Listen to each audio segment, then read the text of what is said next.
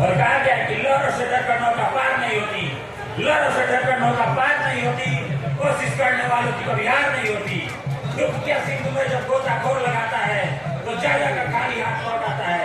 आखिर उसकी मेहनत बेकार नहीं होती, कोशिश करने वालों की कभी हार नहीं होती। भाइयों और बहनों, मैं एक कविता तैयार किया हूँ जो महाराणा प्रताप के घोड़ा का नाम था चेतक, उस पर एक चेतक में कविता तैयार किया हूँ।